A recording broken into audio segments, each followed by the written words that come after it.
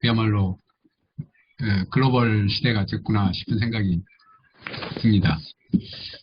뭐 이런 자리에서 또 제가 사실은 이 법고전 이 책을 지금 다른 독서 모임이 있어가지고 거기서 읽고 있는 중입니다. 근데 마침 이 몽테스큐의 부분을 제가 얼마 전에 발제를 해가지고 우리 은우 선생님께서 이 내용 그대로 좀 한번 이야기를 해주시면 좋겠다라고 해가지고 오늘 그것 준비된 사항이기 때문에 그냥 제가 하기로 한 겁니다. 제가 뭐 이 분야의 전문가거나 이런 것은 절대 아니고요.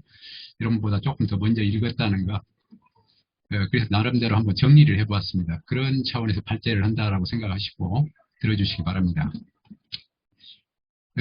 제가 알고 있기로는 이제 이게 오늘 이 두 번째 시간으로 알고 있습니다. 그래서 첫 번째가 아마 루소에 대해서 했었죠. 사회계약론에 대해서.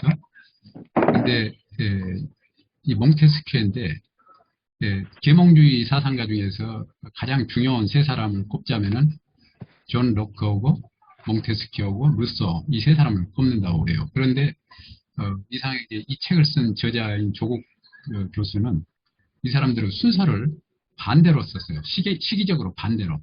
그러니까 루소가 가장 뒤에 태어난 사람인데 루소를 가장 앞에다 배치를 하고 몽테스키에는 그 다음 사람, 존 로크는 맨 앞에 태어난 사람인데 가장 뒤에다 이렇게 배치를 하고 아마 의도가 좀 있었을 것 같아요. 근데 이제 일단은 한번 읽어보면서 제가 한번 여러분들이 책을 아마 읽으셨으리라고 생각이 드는데 저는 이제 책보다는 제가 다른 자료까지 좀 종합을 해가지고 조금 더 심플하게 좀 이해가 되도록 이렇게 한번 정리를 해봤습니다. 이 몽테스키의 거부정신은 고전 중에 고전으로 알려져 있는데 이 거부정신의 그 핵심은 사법개혁과 사법개혁을 어떻게 할 것이냐에 대해서 삼권분립의 개념을 인류 역사상 최초로 창안해낸 그런 아이디어를 냈던 이런 책이라고 평가를 받고 있습니다. 이 책은 1748년에 출간됐는데 이 거부정신 이것은 이 책은 삼권분립이다 이렇게 이해를 하면 틀림없을 것 같습니다. 그래서 삼권분립은 아시다시피 오늘날 민주주의 국가들의 헌법에서 대부분 채택하고 있는 아주 보편적인 민주주의의 가장 보편적인 원리로 채택을 하고 있죠. 그래서 현재 21세기를 살아가고 있는 대부분의 나라들이 민주주의 체제를 채택하고 있는 대부분의 나라들이 이 삼권분립의 어떤 정치 체제 속에서 살아가고 있다는 것이죠. 이 책은 출간 당시에 굉장히 호응이 컸다고 합니다. 특히 유럽의 지식인들 사이에서. 그 중에 대표적으로는 그 철학자이자 외교관이었던 영국의 데이비드 흉, 이 사람은 경험론 철학자로서 유명하지 않습니까? 근데 이 사람도 아주 극찬을 했고, 18세기 유럽 지식인 계층 대다수가 읽었다고 합니다, 이 책을. 그래서 당시로서는 2년 동안에 무려 22세를 발행을 했을 정도로 엄청난 인기를 끌었다고 그러죠. 특히 사회개혁론자들이 극찬을 했다고 그러는데 이미 사회개혁론은 루소가 체계화를 시키기는 하지만은 그 이전부터 사회개혁이라는 사상적인 그런 것들은 존재를 하고 있었죠. 홉스로부터 쭉 이어 내려오지 않습니까? 그 내용은 루소에 와서 상당히 내용이 바뀌긴 하지만은 사회개혁론이라는 개념 자체는 홉스로부터 있어 왔다는 것이죠. 근데 대부분의 그 계몽적인 지식인들은 이 사회개혁론의 논리적인 토대 위에서 당시 사회를 바라보기 시작했다는 것이죠. 그런데 이 책은 인기가 절정에 달했을 때 로마 카톨릭 교회에서 금서로 지정을 하게 됩니다. 이 책의 내용이 아주 뭐 극단적이거나 이런 급진적인 이런 것이 아님에도 불구하고 일반적인 진보 개혁을 주장하지만은 기존 질서의 심각한 도전으로 이 카톨릭 교회에서는 인식을 하기 시작했다는 것이죠. 이 책을 이해하기 위해서는 18세기의 전반적인 백그라운드, 배경을 좀 이해할 필요가 있겠다 이런 생각이 들었습니다. 그래서 그걸 좀 정리를 해봤는데 18세기는 서구 역사에서 중세가 마감을 하고 새로운 근대가 이렇게 막 태동하려 하던 그런 시기였다는 것이죠. 그래서 18세기 말까지 18세기 말에 프랑스 혁명이 일어나고 그 전에 17세기에 영국 명예혁명이 일어나고 막 혁명의 시대였습니다.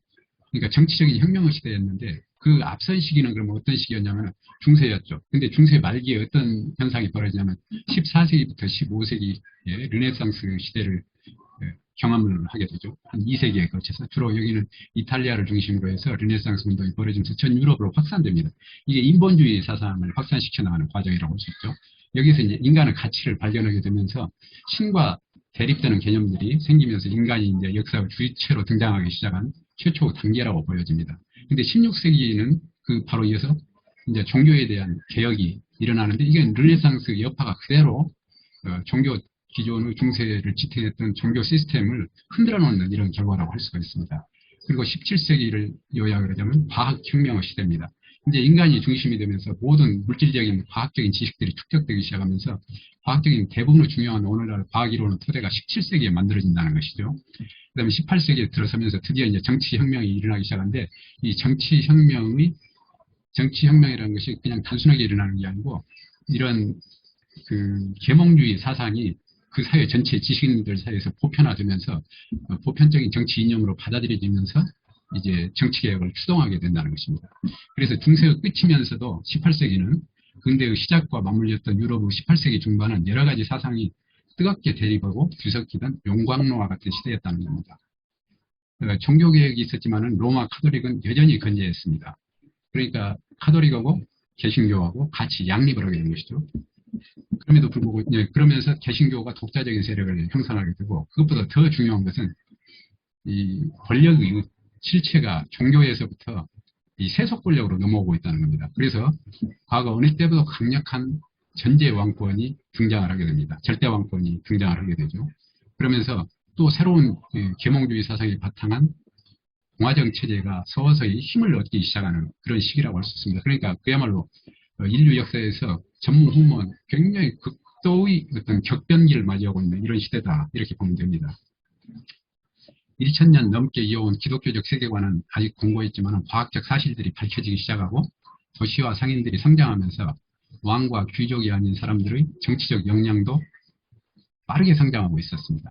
그러면서 옛것과 새로운 것이 반대되기도 하고 모순되기도 하면서 옛것을 과연 어디까지 고수할 것인가, 새로운 것을 과연 어디까지 수용할 것인가, 이런 사회 전체적으로 특히 지식인들 사이에서 고민하던 그런 시기였다고 할 수가 있습니다. 이 시기에서 가장 중요했던 것이 인간에 대한 개념이 변화되고 있다는 겁니다. 인간이 도덕적으로 살아야 하는 굳건한 원칙이 한 1000년 동안 그 원칙은 신의 섭리였습니다. 중세에는. 근데 이거 신이 이제 뭔가 의심을 받기 시작했단 말이죠. 종교라는 것이 뭔가 인간이 만들어낸 그런 개념 아닌가? 이런 생각들이 이제 등장을 하면서 그렇다면 종교가 차지했던 자리를 누군가 질서를 잡아주고 사회를 유지시키기 위해서는 어떤 것이 등장을 해야 하느냐. 이게 이제 국가라는 개념들이 구체적으로 유럽인들 머릿속에 등장하기 시작한다는 것이죠. 이게 이제 유럽에서 소위 민족국가라고 이야기되는 베스트팔렌 조약이라고 이런 것들이 16세기 말에 치열한 전쟁을 거치다가 베스트팔렌 조약에 의해서 민족국가 개념들이 성립이 되기 시작합니다. 그래서 국가는 이제 구체적으로 각 나라가 이렇게 그 과거에는 영토 속에서 이렇게 갇혀있던 영주가 최고 그 지도자인 것으로 생각을 했는데 이제 하나 국가 단위로 민족 국가 단위로 이렇게 단위가 변하니까 그런데 국가란 것이 새로 등장한 어떤 사회 체제였거든요. 그러다 보니까 국가란 것은 어떻게 해야 하는 것인지 아무도 이 국가의 그 경험해보지 못했던 그런 것들 때문에 국가 시스템이 어떤 것이었는지에 대해서 동의를 받지 못한 채 전체적인 그 국가를 이루고 있는 국민들 그 삶의 좌표가 표류하기 시작했고 사회가 어떤 식으로 구성되어야 하는지에 대해서 그간의 과거에 종교적으로 규정지었던 이런 개념들이 힘을 잃었고 그 시대 사람들의 생활 공간이 막 뒤죽박죽 되는 겁니다. 특히 이제 정치 쪽으로 이렇게 힘이 실리기 시작하면서 왕이 바뀌기도 하고 심지어 이제 처형당하면서 이런 식으로 그 혁명 시대를 경유를 하게 되는데 이 책이 만들어진 시기는 혁명 전야였습니다. 프랑스 혁명보다 한 50년 전에 이 책이 쓰여진 것인데 여기서 이제 몽테스키의 생애를 간단하게 한번 요약을 해본다면은 조금 빨리 해주시면 좋겠습니다. 예, 그러겠습니다. 네. 1689년부터 1755년 66세 딱 그때로서는 적당한 나이를 살았던 것 같아요. 프랑스 남서부 보르도 지방에서 귀족 집안에서 살았는데 이 양반이 운이 좋아가지고 자기 큰 아버지의 양자로 들어가가지고 그 할아버지가 그 지역에서 지방 법원장을 했다고 합니다. 그 자기를 나중에 계승을 하게 됩니다. 그래가지고 지방 법원장을 하면서 33세 때 페르시아인의 편지라는 소설을 쓰게 되는 사회 비평 소설인데 이 책이 또 굉장히 유명합니다. 이것의 연장선상에서 법의정신이 나왔다고 그러죠. 근데 이 양반이 공부가 너무 하고 싶어가지고 프랑스 아카데미, 파리에 있는 프랑스 아카데미에 들어가고 싶었던 겁니다. 그래서 자기 그 지방 부원장을 팔아버립니다. 팔아버리고 그 직위를 팔아버리고 아카데미에 들어가가지고 들어가자마자 40세 때인데 영국 여행을 시작합니다. 왜냐하면 그때 당시 18개월간 영국을 갔는데 다른 나라보다도 명예혁명이 영국에서 진행이 됐기 때문에 그걸 한번 보고 싶었던 것이죠. 그걸 이제 연구한 결과 버브정신을 20년 뒤에 출간을 하게 됩니다. 이런 배경을 가지고 있는데 당시 프랑스 상황을 한번 살펴보면은 이 사람은 잘 아시다시피 루이 14세가 베르사유를 지었던 사람이죠. 그리고 태양왕으로 불렸고 그런데 워낙에 막 전쟁을 하면서 여러 나라를 점령해 들어가서 그러니까 정부 부채가 무지하게 많이 늘어나 버렸다는 겁니다. 당시에. 그러다가 이제 루이 15세로 이렇게 넘어왔어요. 그런데 루이 15세 시대에는 사실 몽테스키에가 그 청년 시대부터 말년까지는 이 루이 15세하고 같이 삶을 살아갔던 그런 사람이라고 보면 됩니다. 그 다음에 이제 프랑스 혁명이 1789년에 프랑스 혁명이 일어나는데 그 자리를 이어받던 루이 16세가 처형을 당하게 되는 것이죠. 당시에 이제 유럽 프랑스는 최강국이었는데 여러 연합군보다도 굉장히 강력했다는 것이죠. 그래가지고 이 여러 가지 그 역사적인 그 전쟁을 많이 겪고 그러는데 몽테스키의 법정신이 탄생한 배경이 당시 프랑스를 정치를 개혁해야겠다라는 그런 일념 때문에 만들어진 책이라는 겁니다. 그래서 이 이야기는 뭐냐면은 절대 왕정이 들어서 가지고 나라 재정이 완전히 무너지다시피 해버렸어요. 그래서 어떻게 하면 나라를 굳건하게 만들 것인가. 그리고 도대체 저 절대 왕정이 절대 권한을 행사를 하고 있는데 어떻게 하면 저 권한을 좀 분산을 시키면서 견제를 할 수 있을 것인가. 이게 몽테스키가 가졌던 당시의 문제의식이었다는 것이죠. 당시에 이제 몽테스키뿐만 아니고 다른 사람들도 그런 계몽주의자들도 그 시대의 담론을 공유를 하고 있었습니다. 가령 영국에서나 프랑스에서 거의 비슷한데 한편으로는 사회계약론이 계몽주의 어떤 논리적인 바탕을 이루고 있고 그런가 하면 부체제, 앙시앙 레짐 체제에서는 주로 왕권 신수설이라는 왕이 신의 신탁을 받아서 운영을 하는 것이다. 이런 논리가 계속 팽팽하게 맞서고 있었다는 거죠. 거기에 이제 몽테스키에는 사회계약론을 바탕으로 한 삼권 분립론을 꺼내들었다는 겁니다. 그래서 아까도 이야기했지만 몽테스키의 관심은 루이 14세 때와 같이 강력한 군주 폐악제를 막을 수 없다면 그 원천이 누가 권력을 잡든 신이 잡든 국민이 잡든 아무런 의미가 없다. 결국 권력 견제가 핵심적인 관심사였다는 겁니다. 그래서 법의정신이라는 것은 몽테스키가 생각하는 법의정신은 어떤 정치 체제를 통해서 이 권력을 분산시킬 것인가 그리고 프랑스의 어떤 시스템이 가장 적합할 것인가를 고민하는 그 세 가지 논리를 이렇게 전개하는 논리적인 토대가 되는데 첫 번째는 자유라는 겁니다. 법의정신의 핵심은 자유다. 그리고 두 번째로는 악화된 프랑스 재정을 어떻게 개선할 수 있는 정치체제가 가장 이상적인 정치체제인가. 그리고 이 정치체제가 너무 급진적인 것보다는 프랑스에서 오랫동안 공유되어 왔던 민간에서부터 오랫동안 공유되어 왔던 관습법과 어느 정도 일치가 되면 좋겠다. 그러면 그렇게 큰 희생을 치르지 않고 이런 체제를 만들어내지 않을 것인가 이런 생각을 했다고 그러는데 사실은 실제 전개된 양상은 몽테스키의 생각을 훨씬 넘어서 프랑스 사회는 급진적으로 변해 나가는 것이죠. 이제 몽테스키가 생각하는 법이라는 것은 법의 개념이 뭐냐면은 우리는 지배자가 만든 것이다. 이렇게 한쪽에서는 생각을 하잖아요. 근데 몽테스키는 그렇게 생각하지 않았습니다. 법이라는 것은 만들어질 수밖에 없는 본연의 이유가 있었다는 겁니다. 가령 예를 든다면 도로교통법 같은 겁니다. 이것은 역사에서 자동차라는 물건이 출현을 하면서 실신 속도가 나게 도로를 달린단 말이죠. 그러다 보니까 교통사고가 자꾸 나요. 그러니까 면허 제도가 생기고 도로교통법이 생기고 교통과 관련되는 각종 법들이 이렇게 많이 생겼지 않습니까? 이런 것처럼 사회가 변화되니까 필연적으로 거기에 맞춰서 갈등을 줄이고 어떤 사회 질서를 유지하기 위해서 이런 법이 만들어지는 것이다. 그래서 자동차라는 물건의 속성이 인간의 환경과 만나면서 이런 법들이 생길 수밖에 없다. 이게 법이라는 겁니다. 그래서 법의 정신이라는 것은 권력자가 자기 입맛대로 막 만들어내는 것이 아니고 자연스럽게 그때 상황과 환경, 문물, 기후, 종교, 생활습관 이런 것들이 어우러지면서 필연적으로 탄생하는 것이다. 그렇기 때문에 법도 각 나라마다 다르다. 음식이나 관습처럼 신토불이다. 이런 주장을 했습니다. 그러면은 이제 뭐 삼권 분립이라는 것은 설명하지 않아도 오늘날 다 일반화되어 있기 때문에 다 알 수 있는 사항입니다. 그런데 예전에 그때 당시로서는 이 삼권 분립이 굉장히 혁신적인 생각이기도 하고 그랬었는데, 왜냐하면은 몽테스키에가 벤치마킹을 했던 영국 의회주의만 해도 당시에는 입법과 행정이 분리가 잘 안 됐다고 합니다. 그러다 보니까 여러 가지 그런 건데, 뭔가 어느 쪽 사법과 행정이 분리가 안 되거나 입법과 행정이 분리가 안 되거나 이렇게 되면은, 그렇지 않아도 행정이 엄청난 권력을 갖고 있는데 이건 절대 안 된다. 그래서 어떻게든지 행정 권력을 규제를 해야겠다. 이런 것이 몽테스키의 가장 핵심적인 구상이라는 것이죠. 그래서 로크와 몽테스키의 차이를 보면, 로크는 이권 분립에 기초했는데 몽테스키는 삼권 분립이다. 그 중에서 행정 권력을 제한하는 것이 핵심이다. 이렇게 생각을 했다는 겁니다.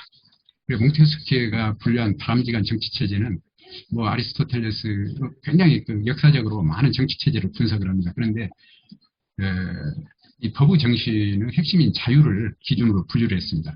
우선 안전에 대한 자유, 이 사회가 사람이 살아가면서 위험으로부터 지켜줄 수 있는 이런 자유를 몽테스키는 원했던 겁니다. 우리는 무엇을 할 수 있는 자유를 이야기하는데 그게 아니고 무엇으로부터 자기가 보호를 받을 수 있는 자유. 그래서 몽테스키는 권력의 제한이 핵심이다, 이렇게 결론을 내렸던 것이고, 그것을 실현할 수 있는 방법은 공화정도 있고 군주정도 있고 전제정도 있다. 그렇지만 전제정은 왕이 너무 혼자 정권을 행사해 보니까 이건 제외를 시켜버린 겁니다. 그 대신에 이런 법의 정신이 살아서 움직일 수 있는 정치체제로는 공화정과 군주정 둘 중에 어느 것이 하나가 될 것 같다. 그래서 몽테스키에는 공화정보다는 군주정을 선호했다는 겁니다. 왜냐하면 프랑스의 과거의 역사와 관습과 잘 조화를 이룬 것이 오히려 군주정에 더 가깝다. 군주가 있다고 하더라도 이걸 권력 균형만 잘 맞춘다면, 삼권 분립이 잘 되고 균형만 맞춘다면 오히려 공화정보다 더 낫을 수 있다. 이런 생각을 몽테스키는 가져갔다는 겁니다. 그리고 공화정을 이끌어가는 원동력은 정치적 덕성이라고 생각했습니다. 이건 굉장히 저는 중요한 개념이라고 보는데, 오늘날 이제 군주가 없는 나라가 많잖아요. 우리나라를 비롯해서 그야말로 민주주의가 정착된 나라들은 공화정을 대부분 택하고 있는데, 정치적 덕성, 국민들이 자기 이익보다 공익을 더 추구하고 법과 조국을 사랑하는 마음을 가질 때 안정적인 체제가 유지가 되지, 이게 결여가 되어버린다면은 이런 공화정은 타락한다는 겁니다. 그래서 이제 대표적으로 대표자가 자기 잘못을 숨기기 위해서 국민들의 위대성을 말하면서 아첨을 할 때 타락한다는 게, 가령 예를 든다면은 존경하는 국민 여러분, 위대한 국민 여러분, 이런 식의 이야기 수식어들은 자긍심을 부추기기는 하지만 사실은 자신의 탐욕을 감추고 부채질하면서 대표적인 부패를 은폐시키는 수단이라는 것이죠. 국민의 정치적 덕성인 공익 추구를 무너뜨려 버려가지고 나라 전체가 타락하게 되면서 국민들이 스스로 법을 지키지 않게 돼버립니다. 그리고 법망을 피하고 이득을 추구하기 위해서 온갖 편법이나 궁리하고 법을 사랑하기보다는 귀찮아하고 스스로는 안 지키는 것이죠. 이런 것이 정말 몽테스키의 통찰이 지금 오늘날 보도 너무 대단하지 않습니까? 지금 우리가 경험하고 있는 그런가 하면, 군주정 원동력은 군주가 명예를 지키기 위해서 노력한다면은 이건 더 쉽게 체제가 유지가 잘 될 수 있다. 그래서 군주정에서는 명예를 바꾸고 지키는 것이 더 중요하다. 왜냐하면 군주정은 어쩔 수 없이 수직적인 위계가 필요한데, 필수적인데, 명예는 군주정 위계질서, 정당성, 군주 자신이 깨끗하고 도덕적인 사람이고 공평정대하고 한다면 사람들이 존경하게 된다는 것이죠. 그런 체제라면 꼭 굳이 공화정을 안 해도 괜찮지 않느냐, 이런 생각이 몽테스키가 생각했다는 것이죠. 그래서 이제 몽테스키가 이제 마지막으로 생각했던 프랑스의 재정 문제를 해결하는 것이 가장 중요한 당시 과제였다고 그랬지 않습니까? 그런 정치 체제는 무엇일까? 이렇게 가만히 자기 나라의 역사를 이렇게 보니까, 아까도 이야기했습니다만, 당시는 18세기 이때는 중상주의 시대고 부르주아 계급들이 아주 성장하던 시기였습니다. 그래서 막 식민지들이 개척되어 버린 그런 시기였는데도 불구하고 루이 14세는 재정 문제로 아주 엄청난 곤혹에 빠져 있었다는 것이죠. 그래서 이것을 고치기 위해서 보니까 프랑스 관습법을 연구를 했어요, 이 사람이. 그래서 몽테스키는 프랑스 역사를 쭉 살펴보니까 과거에 프랑스가 맨 처음에 시작했던 프랑크 왕족에서 시작을 했다는 겁니다. 근데 그 프랑크 왕족의 최초 국왕들이 어떻게 해서 최초 국왕이 선출이 됐냐면, 그 귀족들이 선거를 해가지고 국왕을 뽑은 그런 전통이 있더라, 이런 겁니다. 그래서 이거 좋네. 이거 우리가 갖다 쓰면 되겠네. 그렇게 해가지고 선출된 군왕 왕을 그들이 선출한 귀족들을 지배하던 그 혼합정에 가까운 군주정 체제를 발견하고 나서는 프랑스는 이런 전통이 있다. 그러니까 우리는 이런 정치 체제하고 잘 어울린다. 그래서 제한된 권력을 가진 군주정 이것을 적극적으로 주장을 했다는 겁니다. 그래서 이제 몽테스키의 생각을 요약을 하자면은 입법부와 사법부가 행정부 권력을 견제할 수 있는 국가라면은 어떤 정치 체제도 좋다. 물론 전제정은 안 된다. 공화정도 괜찮지만은 프랑스 역사 속에서는 공화정보다는 입헌군주제가 더 낫겠다. 이렇게 결론을 내렸다는 겁니다. 그래서 사실은 바꿔서 생각하면 오늘날 우리 정치체제와 다른 점은 행정부 수반이 대통령이 아닌 국왕이라는 점만 다르지 뭐 그런 대로 괜찮은데 근데 여러분들이 아시다시피 프랑스는 혁명을 거치면서 왕을 없애버렸던 것 아닙니까? 물론 나중에 왕정복고가 돼서 또 상당 기간 동안 왕정복고 기간이 진행이 됩니다만 결국은 19세기 중반을 넘어서면서 엎치락뒤치락 하다가 공화정 체제로 이렇게 넘어가면서 오늘날 제도가 개혁이 됩니다. 근데 몽테스키의 여기 이제 제가 토론 주제라고 몇 가지를 이야기를 해놨습니다만은 존 로크가 그 통치론이라는 책을 써가지고 가장 직접적인 영향을 미쳤던 것은 1689년에 책을 썼는데 명예혁명에 가장 직접적인 영향을 미쳤고 몽테스키에는 프랑스 혁명에 직접적인 영향을 미치기도 했지만 그보다 더 조금 앞선 미국 독립혁명에 대해서 바로 미국 헌법이 몽테스키 삼권분립론이 가장 미국의 그 헌법체제에 잘 반영이 되어 있다는 겁니다. 오늘날도 역시 마찬가지. 물론 이것을 나중에 프랑스 혁명에도 그대로 권력분립 부분은 그대로 도입이 됩니다. 그런데 사실은 프랑스 혁명은 그보다 훨씬 더 루소라는 사람이 사회계약론에 직접적인 영향을 미치게 된다. 이런 이야기라고 볼 수 있겠습니다. 그래서 여기까지 해서 제 이야기를 마치도록 하겠습니다. 이상입니다. 감사합니다. 네, 고맙습니다. 일단은 이렇게 발표를 해주셨는데 선생님이라고 지금 여기 함께 하고 계시는데 정은주 선생님께서 지난 우리 1차 정치학습 이게 이제 루소의 사회계약론과 관련된 정치학습이었는데 그 내용을 잠깐 좀 요약해서 다시 한번 상기시켜달라고 부탁을 드렸는데 넘어가 버렸어요. 그래서 정은주 선생님 먼저 해주시고 그 다음에 또 더 말씀 나누기로 하죠. 네. 네, 알겠습니다.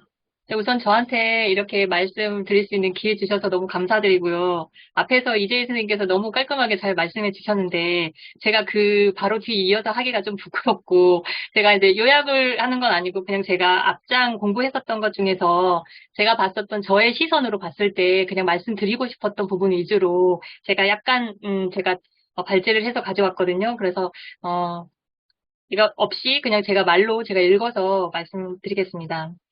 이제 방금 들으셨겠지만 저도 몽테스키에 들으면서 은우근 대표님께 이거 안내를 받고 다시 지난 1장 거 루소를 읽어봤는데 그걸 읽으면서 저는 몽테스키에보다 아무래도 장자크 루소에 조금 더 매력이 있다 이런 느낌이 들었었거든요. 왜냐하면 이제 앞장도 읽어보신 분들도 느끼셨을 수도 있겠지만 루소는 좀 표현이 몽테스키에 비하면 조금 더 적극적이고 되게 직접적이고 저희 같은 서민들의 마음을 좀 움직이는 표현들이 더 많이 들어있다는 느낌을 저는 그렇게 받았어요. 그래서 만약에 두 사람 중에 당신은 어떤 걸 공부해 볼래? 라고 물어보면 저는 아마 루소에 대해서 더 궁금할 것 같다. 이런 생각 말씀드리고 싶고요. 루소는 자유도 되게 강조를 했지만 자유뿐만 아니라 평등을 되게 강조를 했거든요. 그래서 루소의 사회계약은 제가 직접 읽지는 않았고 여기 이제 법고전 산책을 통해서만 제가 이제 읽었는데 사회계약에서 계약은 대등한 사람들 간에만 체결되어야 한다. 물건을 사고 팔 때도 마찬가지인 것처럼 만약에 상대가 계약 조건을 지키지 않으면 그 계약은 파기를 합니다. 그런데 국가도 마찬가지라는 것입니다. 그런데 우리가 합의해서 많은 국가나 정부가 우리를 자유롭지 않고 불평등하게 만든다면 어떻게 할까요? 그러면 우리는 이런 국가나 정부를 바꿀 수 있다고 말합니다. 그래서 사회계약론의 이면에는 바로 혁명권의 인정이 있다고 말을 하는데요. 이게 바로 제가 아까 몽테스키웨보다 루소를 더 매력 있다고 느끼는 사이다 같은 이런 표현들이 되게 많이 들어있기 때문에 제가 이런 부분에 더 마음이 꽂혔던 것 같습니다. 그래서 그런 사회계약의 파기자를 끌어내릴 수 있고 그래서 루소는 오직 합법적인 권력에만 복종할 의무가 있다고 말하였습니다. 그런데 사실 국가의 본질은 합법적 폭력의 독점에 있기에 국가의 합법적 폭력이 작동을 하면 시민의 자유는 제한이 되거나 박탈이 될 수밖에 없습니다. 현재 우리가 대한민국 사회를 목도하고 있지 않습니까? 경찰 권력, 검찰 권력에 의해서.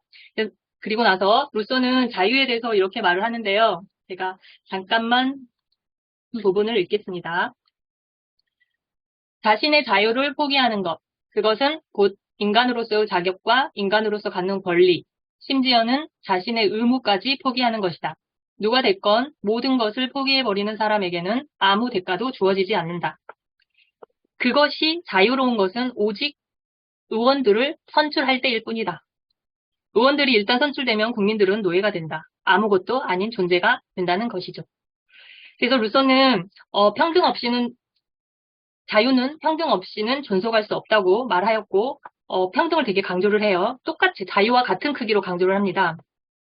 그저 가난한 자는 계속 빈곤 속에 살고 부자는 계속 수탈하도록 하는 데 쓰일 뿐이다.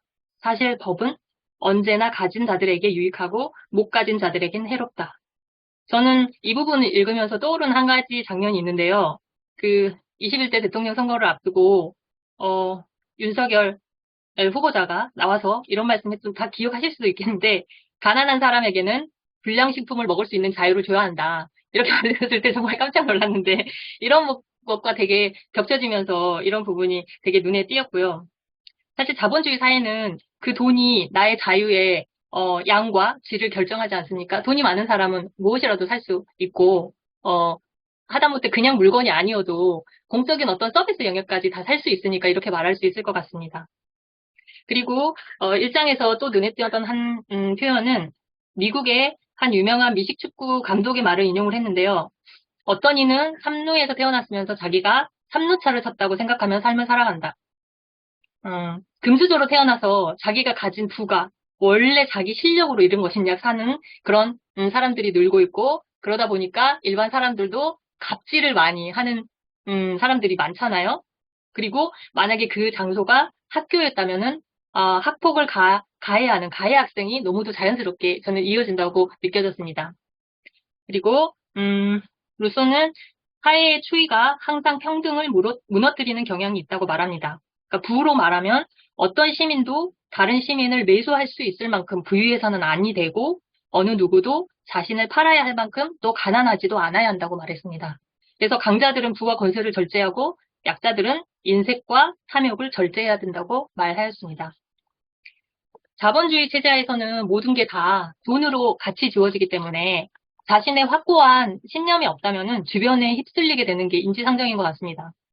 불평등한 현실에서 평등을 무너뜨리지 않도록 유지해 줄 수 있는 게 바로 여기서는 입법과 규제라고 말하였습니다. 앞서 말한 루소의 그 사물의 추이가 항상 평등을 무너뜨리는 경향이 있다라고 했는데 거기에 대응해서 입법의 힘은 항상 그 평등, 그것을 유지하는 방향으로 나아가야 한다고 말했습니다. 그래서 루소는 평등을 계속 강조하고 있습니다. 그래서 그 후에 뒷부분에 보면 루소는 또 대의제에도 비판을 하는데요. 직접 민주제를 옹호하고 그래서 전체 의사의 우월성을 강조합니다.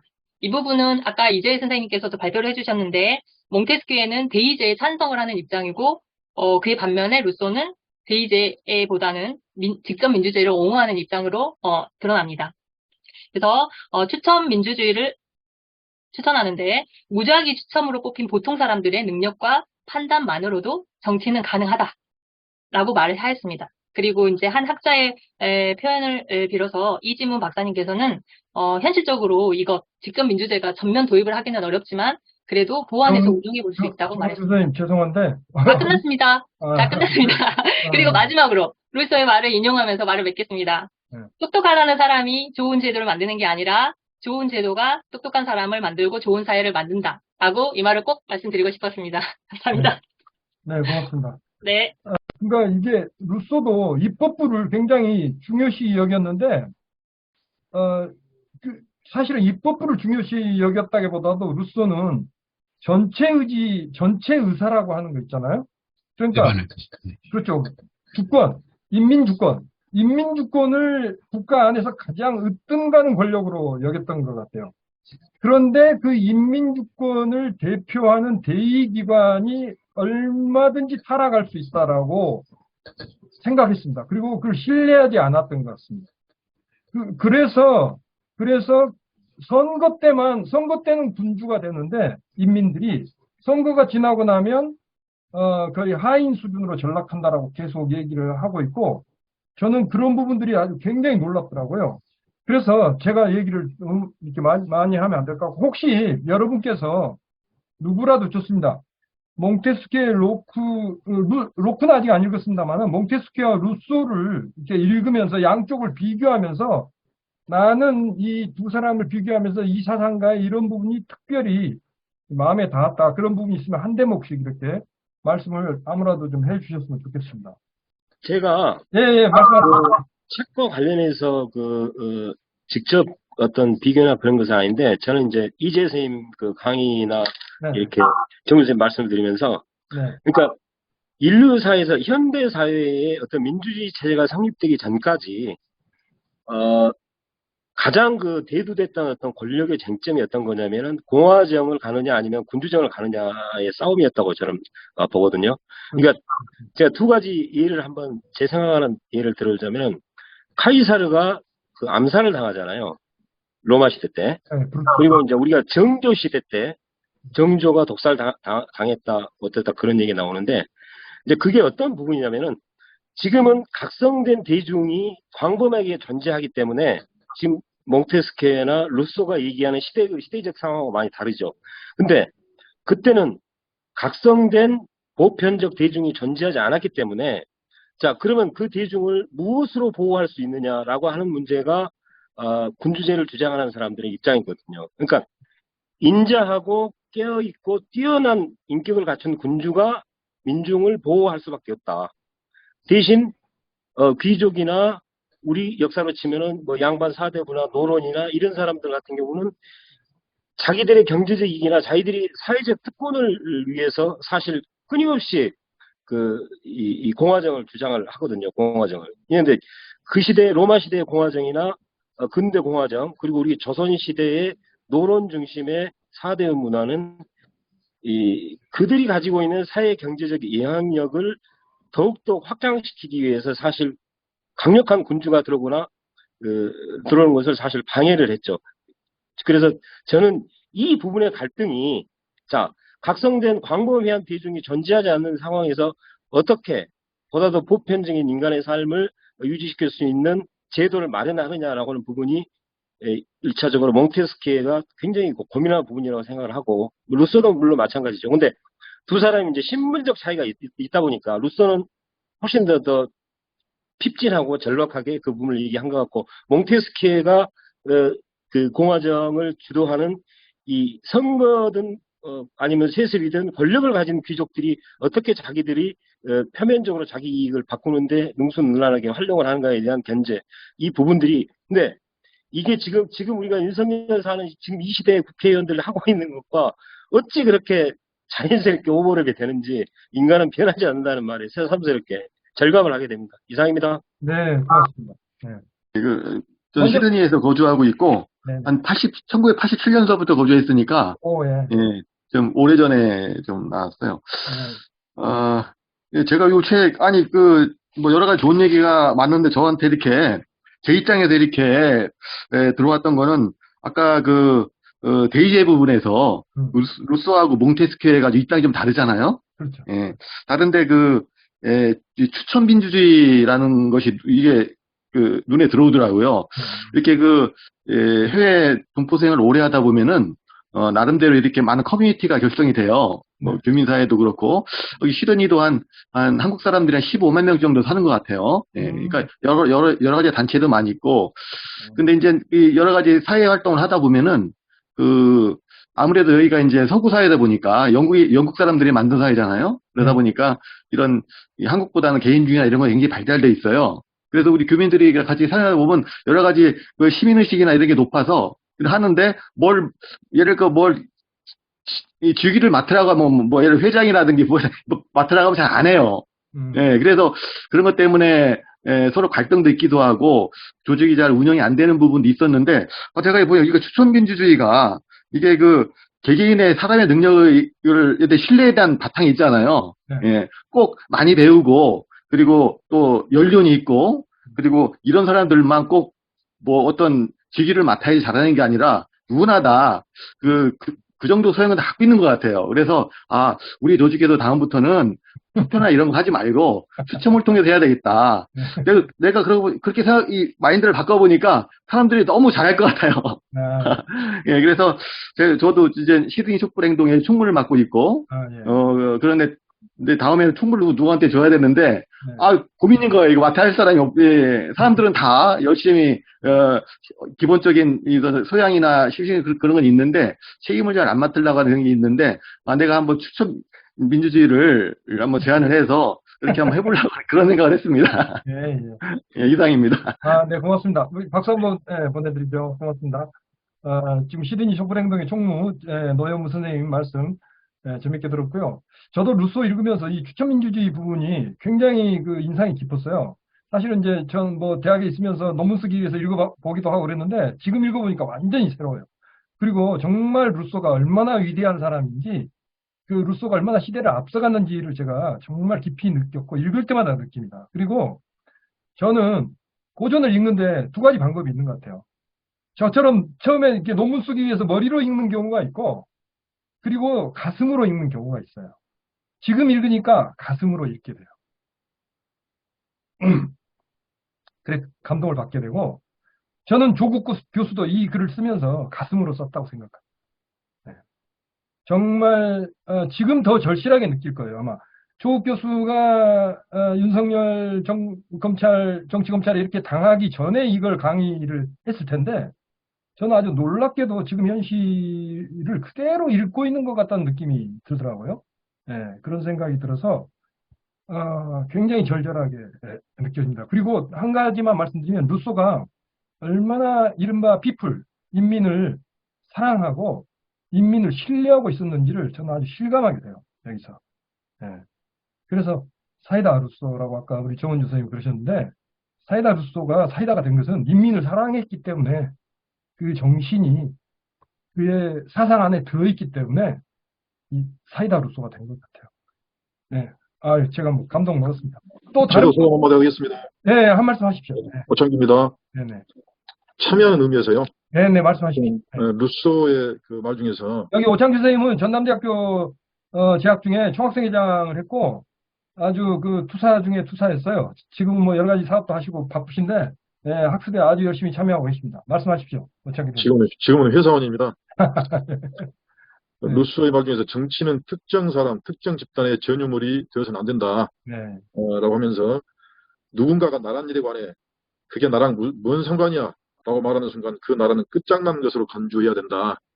이런 아주 감명 깊은 부분도 있었고, 특히 오늘날 우리 촛불 집회, 촛불 국민 행동들이 또 존재해야 되는 그런 어떤 이념적 토대가 아니냐 싶고, 또 전반적으로 루소 또 뭐 로크도 그러다시피 국민들의 저항권 행사, 이것을 합법적으로 사상 이념적으로 그렇게 밝혀주고 있는데 대단히 아주 만족스러운 부분이라고 생각합니다. 이상입니다. 네, 고맙습니다. 그리고 이제 시드니 노현무 선생님 말씀하셨으니까 사라서 선생님 워싱턴 DC에서 들어오셨는데, 그 한 말씀 좀 부탁드릴까요? 얼굴 보여주실 수 있으면 보여주셔도 좋고요. 보여주시기 어려우면 다음에 보여주셔도 좋습니다. 소개하시고 말씀 부탁드립니다. 예, 안녕하십니까. 저는 얼굴은 다음에 보여드리겠습니다. 네. 그리고 저는 미국에 온 지 30년 다 돼갑니다. 그리고 제가 여기에 들어오게 된 계기는 지금 여기 강의 자리에 있는 박은숙 씨 소개로 여기 왔어요. 오, 네. 예, 그리고 제가 지난 봄이죠. 한국 갔을 때, 조국 저자와의 대화 광주에 간 계기도 박은숙 씨와 함께 갔었습니다. 오, 그러셨군요. 네, 그리고 저는 여기서 촛불을 드는 것 대신에 노무현 재단 후원하는 걸로 작은 힘을 보태고 있고요. 네. 그리고 제가 한 20여 년 장사꾼으로 살았거든요. 그래서 그동안 어떤 지적 갈등이 좀 많았던 것 같아요. 갈증이. 예, 그래서 이제 본격적인 독서를 하면서 좀 지내고 있는데, 지금 작금의 우리나라 상황이 제가 뭐 정치 권력이나 법 제도에 관심을 갖게 한 것 같아요. 그러니까 결과적으로 나쁜 게 다 나쁘지는 않다 이런 생각을 하고 있습니다. 그리고 이런 온라인 모임에 자주 참여하고 싶어요. 그리고 더 공부를 해야겠다는 다짐을 오늘 이 강의를 들으면서 했습니다. 그리고 은우군 교수님은 김민웅 선생님을 통해서 개인적으로 김민웅 씨를 아는 건 아니고 촛불. 예, 그래서 성함을 이렇게 들어서 평소 아는 분 같은 느낌이 들고요. 그리고 이런 자리가 너무 감사하고 고맙습니다. 이상입니다. 네, 고맙습니다. 제가 미국 공부에 가게 되면 반드시 연락드릴게요. 네, 제가 은우군 선생님 아까 그 대화창에 전화번호 네. 제가 캡처했어요. 그래서 다음 어떤 모임이 있을 때 저한테도 연락 주시면 제가 온라인 강의에 참여하도록 하겠습니다. 아이고, 네, 고맙습니다. 그 예. 말씀이 나와서 그러는데, 그러니까 저희가 지금 오픈 그러니까 카톡방을 이 학습을 위한 방만을 하나 만들어야 되겠어요. 그러니까 그 방에서는 오로지 학습에 관한 얘기만 하게요. 그래서 지금 뭐 예를 들면 어떤 정치인이 문제가 있고 어떤 정치인을 지지해야 되고 이런 지금 논의들이 선거 때 되면 이제 우리 카톡방에서 활발하게 왔다 갔다 하는데 그런 얘기 다 빼고 그런 얘기를 하지 않고 공부 얘기만 하는 그런 카톡방을 지금 생각하고 있습니다. 그게 필요하다라고 생각을 하고 있어요. 여러분 생각 혹시 어떠십니까? 혹시 반대하시는 분 만약에 계십니까? 그럴 필요가 없다. 그러니까 학습을 위한 대화만을 하는 우리 네, 만들어주세요. 네네 그렇게 좋습니다. 감사합니다. 그렇게 만들어서 일단 우리 알려드리겠습니다. 빨리 그걸 해야 될 것 같습니다. 자, 아무튼 말씀 감사하고요. 또 하실 말씀 있으십니까? 다른 분?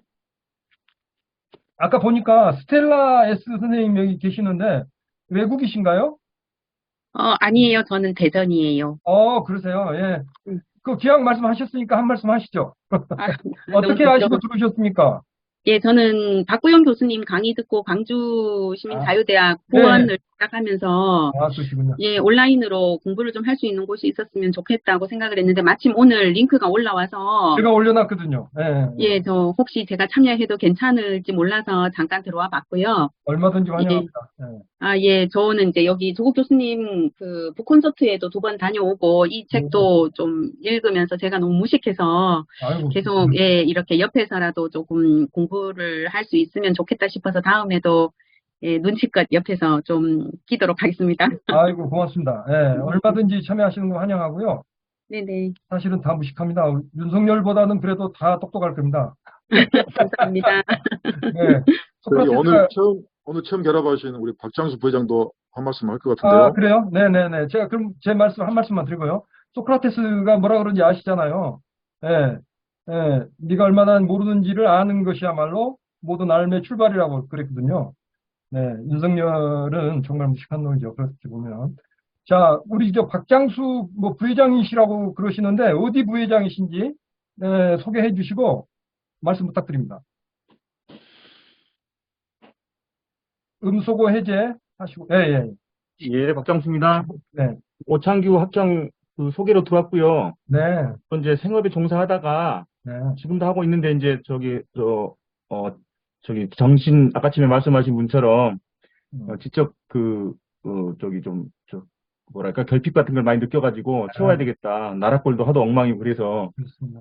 이제 일과 사회 참여와 또 여러 가지 균형들을 좀 잡아야 되겠다 해서 지금 참여했는데 많이 좋고요. 열심히 참여하도록 하겠습니다. 이상입니다. 네. 예, 전남도 민주동회 거기서 말한 부회장인데 별건 없습니다. 그냥 참석 잘하면 시켜주는 게 부회장입니다. 예. 엄청 겸손하게 자신을 소개를 하시는데, 여기 오창규 지금 동지나 박장수, 제가 동지라고 불러도 될 것 같습니다. 이 박장수 동지님 이런 분들은 학생 시절에 아주 치열하게 학생운동을, 민주화운동을 하셨던 분들로 저는 그렇게 알고 있고요. 그리고 아까 잠깐 거의 초반에 말씀하신 하성읍, 여기 화백도 5.18 당시 시민군이었어요. 그리고 지금 말씀드린 것처럼, 아까 말씀드린 것처럼 5.18 시민군 대변인이었던, 이름이 갑자기 생각이 안 나네. 윤상원. 윤상원 열사. 윤상원 열사 일대기를 한국화로 그리신 한국의 1급 화가세요. 네, 1급 화가십니다. 네, 시민군 아니었습니다. 시민군, 고등학생 시민군이었잖아. 고등학생 당시 도청에 들어가 있었으면 다 시민군이에요. 예, 시민군 아니라고 그러시는데, 당시 고등학생 신분으로 시민군 선배들하고 같이 활동을 하셨어요. 네. 자, 제가 사실은 이제 아까 이재희 선생님 발표 중에 제가 이제 전공이 제가 이제 사회철학이거든요. 그 사물의 필연적 질서로서의 법을 그러니까 그러니까 당시에 제가 조금 당시에 이제 자연과학이나 사회과학이나 이런 그 과학들이 사실은 굉장히 형이상학적으로 자연과 사회를 이해를 했거든요.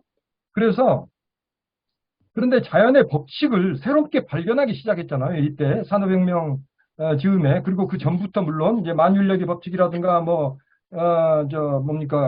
공정과 자전의 뭐 그런 법칙과 원리, 코페르니쿠스의 그 원리 아시죠? 그래서 자연에는 자연의 질서가 있고 그것이 자연을 지배하는 법칙이라고 생각을 했습니다. 그런데 당시에 인간이 사회를 지배하는 법칙이 있어야 한다고 생각했습니다. 그 법칙을 발견해야 된다고 생각했어요.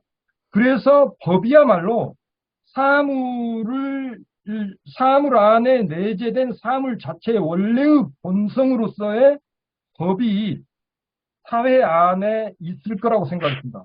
굉장히 좀 형이상학적으로 생각했죠. 그러니까 사물의 본성이라고 하는 것은 자연의 어떤 법칙과 질서가 있는 것처럼 사회 안에도 법칙과 질서가 있고 그것이 사회의 여러 가지 다양한 사물 안에 어떤 고유한 법칙과 질서를 찾을 수 있어야 한다고 생각했고, 그래서 이제 자연법이라고 하는 것이 여러 가지 중적인 의미를 갖고 있어요.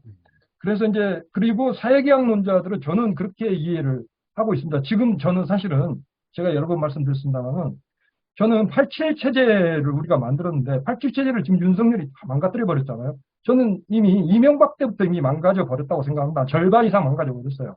특히 종편 방송이 만들어지면서 그러니까 87 체제라고 하는 그러니까 일종의 그러니까 형식적 혹은 제도적 민주주의는 아까 이재희 선생님 말씀하신 것처럼 그러니까 그 공화국에 있어서 덕성이 정말 중요하다고 그러셨잖아요. 그러니까 덕성은 시민들에게 내재되어 있는 거거든요. 그 시민들 안에 그러니까 모두가 공익을 존중하는 덕성을 갖고 있어야 된다고 말했는데 저는 그것이 지금 생각해 공동성 같은 그런 것인 것 같아요. 그래야 되는데 이른바 이제 우리가 지금 광주 이게 대한민국의 시민들은 이러한 공동선 덕성을 굉장히 중요시하는 시민들이 있는가 하면 또 그렇지 못한 아직 깨이지 못한 그런 시민들도 있거든요.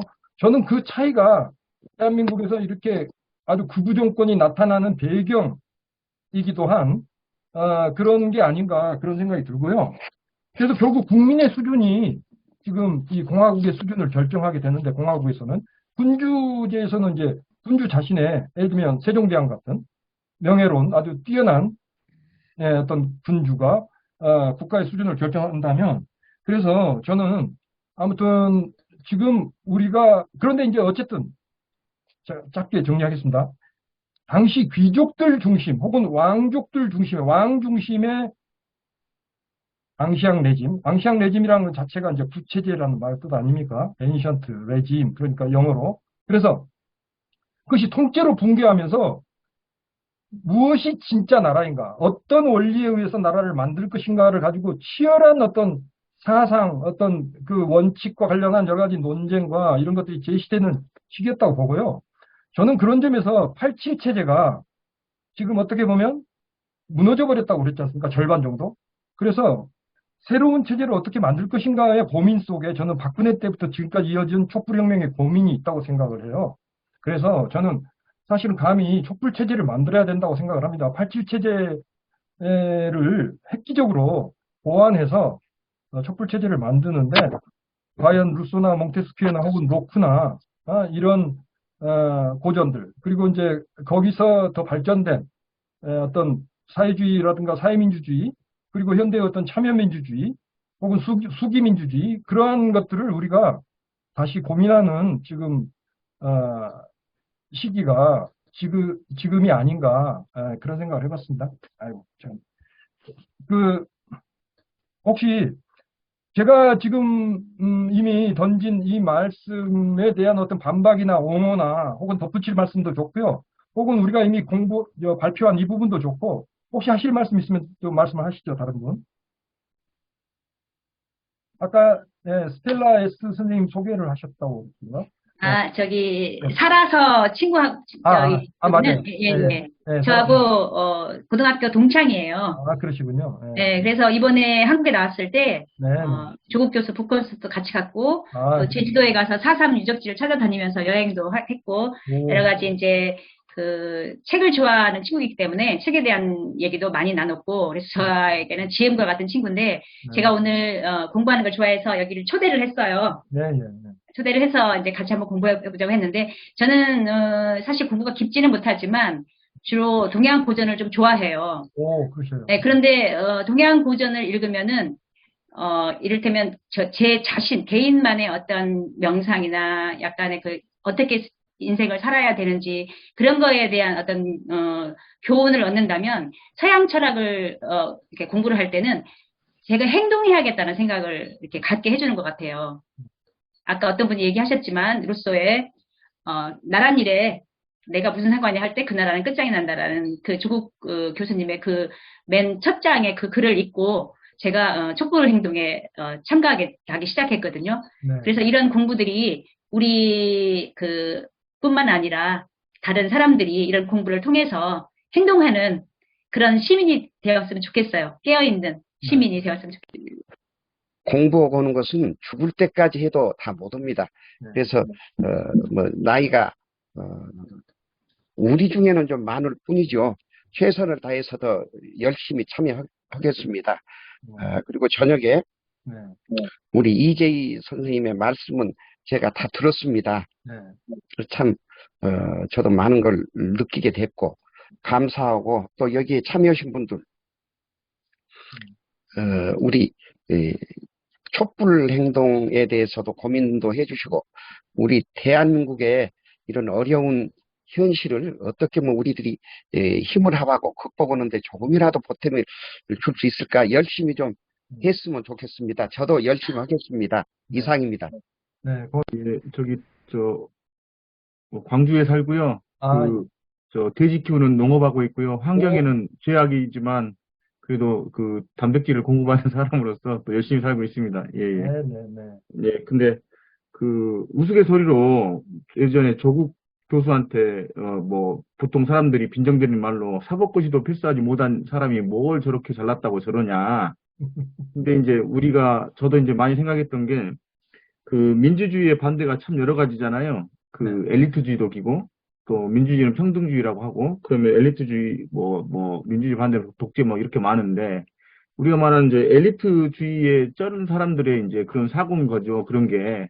근데 이제 이 책을 저도 오늘 부랴부랴 며칠 전에 사서 이제 1장, 2장 읽어보니까, 이런 정도의 글을 쓴 사람이 무슨 사법고시가 그렇게 대단하게 보였을 것이며, 그러니까, 몽테스키의 이 사람의 말에 의하면, 지방 분권이나, 그 다음에 관습 풍속법, 또 심지어는 이 사람은 데이제를 더 지지하고 아까는 잠깐만, 그러니까 루소는 직접 민주주의를 선호하는데 전체 의사를 근데 이제 어찌됐든 추첨제나 우리가 배심제 이런 것들의 아이디어를 몇백 년 전부터 나왔는데 우리나라는 참 모르고 지나쳤잖아요. 이런 것들을 살펴볼 때 특히 이제 추첨제하고 이제 배심제를 보니까 우리나라 사법 개혁할 것도 많고 이 엘리트들한테만 몽땅 가 있는 것들 때문에 수많은 사람들이 오히려 빚을 바라지 못하고 오해 사고 탄압받고 이런 것들이 이런 데서도 시작되는구나 이런 생각이 들었었어요. 그래서 제가 최초 말한 사법고시도 합격 못한 사람이 뭐 이렇게 잘났다고 하냐 그 말에 대한 대답을 이 책들에 의해서도 거꾸로 역설적으로 그게 뭐 대단한 거라고라는 걸로 그런 생각이 좀 들었습니다. 이제 읽으면서 이 정도입니다. 예. 네네. 지금 일단 일본 문제는요 우리가 얘기하면서 많이 풀었고 앞으로 더 풀어야 됩니다. 로크를 다음 주에 저희가 해야 되니까, 이거 일본 문제는 이제 앞으로 풀어갈 문제로 일단 놔두고요. 2번 문제. 몽테스키의 삼권분립론이 실현된 태초의 나라. 최초의 나라, 현대 공화정 체제에 이거 뭡니까? 어떤 영향을 미쳤는가? 이 풍토로는 우리가 뭐 따로 얘기 안 해도 될 것 같아요. 재밌는데. 어느 나라인가요? 몽테스키의 상권분립론이 실현된 최초의 나라 어느 나라인가요? 커피를 하나씩 걸고 빨리 하는 분인데. 미국 아닌가요? 미국입니다. 미국입니다. 네, 미국입니다. 법의정신이 1748년에 나왔고, 독립선언이 76년에 여기 지금 화면에 보시다시피 이렇게 나왔으니까, 그런데 참, 저 굉장히 역설이에요. 이 독립선언을 지지하는 의미에서 프랑스 이 절대왕권이 재정 지출을 엄청 많이 해가지고, 그 때문에 파산해가지고, 또 왕 자체가 또 이렇게 쫓겨나는 상황이 돼버리고 말았죠. 아무튼 이 상권 분립은 정말 우리가 대한민국에서 이런 상황을 겪어보니까 이게 얼마나 소중한지를 알게 지금 절감하고 있는 것 같습니다. 온 국민이. 자, 그 다음에 3번 문제요. 이것은요, 토마스 테이는 5장에서 나와요. 그때 이 3번 문제 풀기로 하죠. 그렇죠. 네, 그러기로 하고요. 자, 그 다음에, 알렉산더 토크빌도 마찬가지인 것 같고요. 조국이 생각한 사법개혁은, 첫째, 검찰개혁, 또 시민참여재판, 또 하나 있다면 뭐가 있을까요? 네. 아까 했지 않습니까? 추첨제 민주주의. 네. 네. 사법개혁도 있는 것 같습니다. 그러니까, 요게 이제 사법개혁 아닌가요? 네. 사법개혁. 네. 또 추가하실 만한 다른 거 있습니까? 아무튼 검찰개혁, 그래서 검사 선출제, 판사 선출제, 저는 이런 것들이 이미 이 시대부터 주장된 것이고, 저는 이걸 반드시 앞으로 촛불체제에 이번에 총선 공약에 나와야 된다고 생각합니다. 그리고 개혁에 실패한 이유, 이 부분을 공부하려면 이건 아마 좀 한 두세 주 계속 해야 될 것 같아요. 이거 앞으로 계속 공부하면서 이거 논의하기로 하시죠. 네. 여기 이 대목에 대해서는요. 네, 하실 말씀 있으면 해주세요. 좀 계속해서 정말 진지하게 될 생각을 해봐야 할 문제일 것 같아요. 왜 이 좋은 생각을 가지고 있는데 그것 때문에 안 됐잖아요. 일단은 그 궁지에 몰려버렸잖아요. 나는 예전에 이분 입장을 생각을 해보면은 우리 조선시대 중종 때 조광조 같은 꼭 그런 느낌을 받아요. 그냥 굉장히 좋은 생각을 가지고 있으면서도 그냥 쫙 한번 몰리니까 어쩔 수 없이 이렇게 당해버리는 이런 상황이 되는데 무엇 때문이었을 것인가에 대해서 정말 깊이 있게 이 부분을 넘어서지 못하면은 한 발짝도 앞으로 나가기가 어려울 것이라고 생각이 됩니다. 그리고 이게 실질적으로 지금 이 사법개혁을 생각을 했는데 삼권분립 말하자면 우리나라 같은 경우는 삼권분립이 제대로 내용적으로 확립이 지금 안 돼 있는 것이죠. 그런데 이 촛불이나 유월항쟁을 시작으로 해서 시작된 촛불 이런 과정들을 거치면서 이런 실질적인 삼권분립을 향해서 한 걸음씩 내용적으로 이렇게 나아가고 있는 과정이라고 생각이 드는데 너무 급진적인 개혁을 시도한 것인가? 그렇지 않으면 주체 역량이 부족한데 이렇게 된 것인가? 그렇지 않으면 역풍을 맞을 것에 대한 대비가 안 되어 있었던 것인가?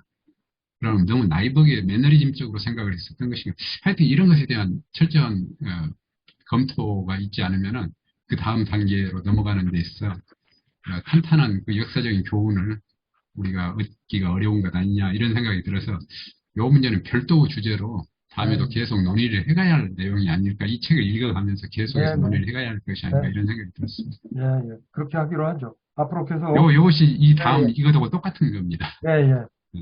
자, 또 여기 계신 또 많은 분들이 사실은 내일 아침에 그 버스 타고 서울 올라가야 돼요. 거의 대부분 서울 가셔야 됩니다. 저도 마찬가지고. 자, 그래서 아무튼 왜 개혁이 실패했는가 이 얘기 하려면요. 이거 참 좀 복잡하죠. 사실 간단한 문제는 아닌데 지금 이제 점차 지금 어떻게 보면 명확해지고 있습니다. 그게 더 명확하게 드러나고 있고요. 계속 얘기해야 될 거라고 생각합니다. 언젠가 한번 날 잡아서 한번 얘기 한번 하시게요. 그리고 새로운 과제도 마찬가지라고 봅니다. 새로운 과제 개혁 방법론, 이 부분도 그렇고요. 자, 그래서 오늘 일단 여기까지 얘기하고, 누구 마지막으로 한 번 더 하실 말씀 짧게라도 뭐 좋습니다. 하실 말씀 계신 분, 있는 분, 말씀하시죠. 없으십니까? 네네. 저기요. 네, 말씀하세요. 짧게만 하겠습니다. 아까 그 사법개혁 할 때 그 사법부 개혁이 필요한데 그 윤석열 정부 들어가지고 처음으로 바뀌었던 대법관이 그 800원 때문에 그 횡령에 대해서 해고한 오석준 판사, 그 사람 대법관 됐잖아요. 그렇죠.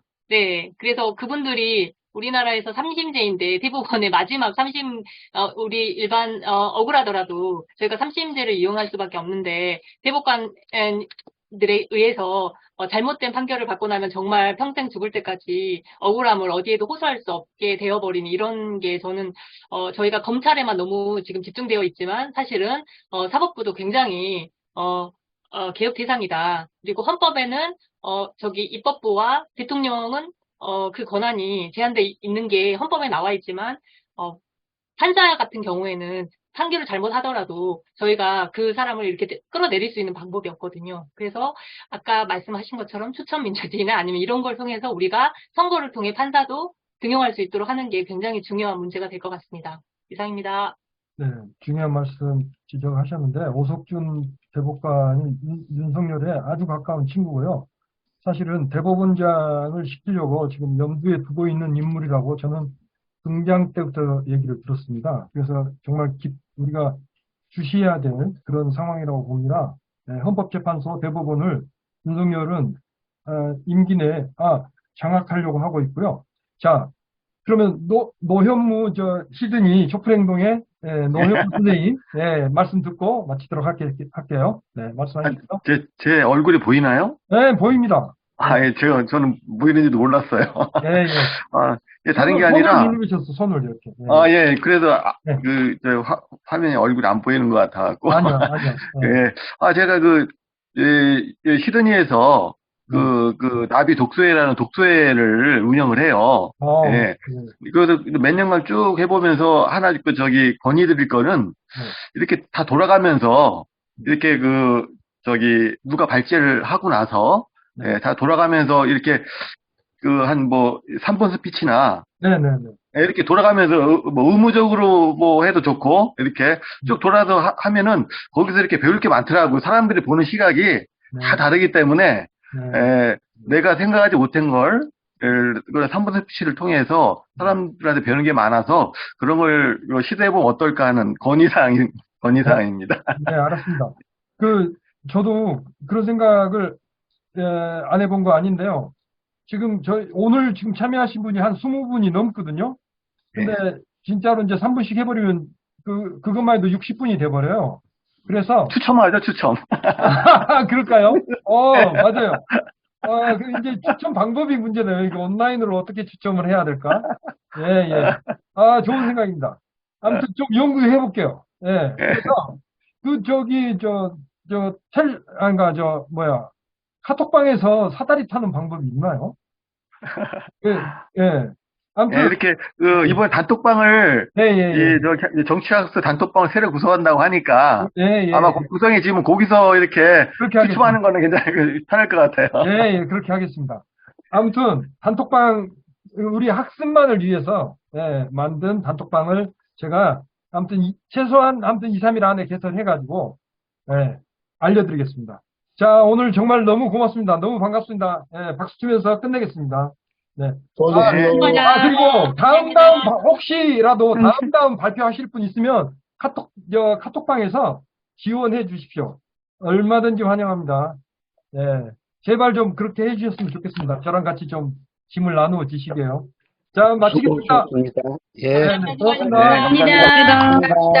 감사합니다. 감사합니다.